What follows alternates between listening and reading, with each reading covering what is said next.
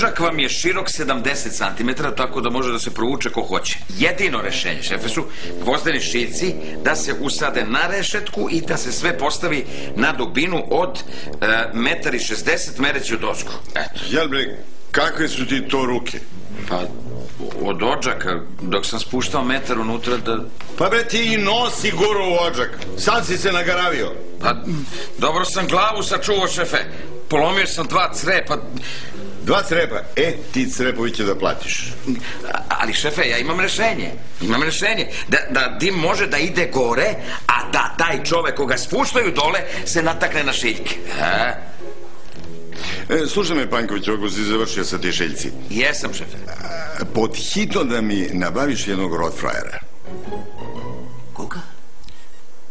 Rottweilera. U stvari 2 će mi nabaviš. 2 će mi nabaviš. Jedan će da pokriva baštu, a drugi će da pokriva garažu. A šta je to? Ne znaš šta je Rottweiler? Pa da li ti uopšte nešto znaš, bre, Panjkoviću? Ne znaš da se krećeš po krovu, bre, polomiš mi crepovi. Je to neki alarm? Ma to je biće. Kakav alarm? Alarm dekomodiraju ovako. Samo je Rottweiler školovan i obrazovan, spreman... Za šta? Da ti skoči, bre, za vrat. Kad primeti da mi nešto spremaš i šupa grkan pregriža. Oj, mi oce, postoje takvi ljudi. Ljudi ne postoje. Ljudi će da me ostave na cedilu za 100 evrića. Ali postoji kučići. Aha, izvinite, ako sam ja uopšte nešto uspeo da razumem. Znači, nije u pitanju Rottweiler. Pa koji je moj u pitanju?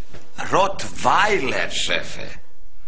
Pa to sam i kazao, bre, gluvaću. Mogu nešto da pitam?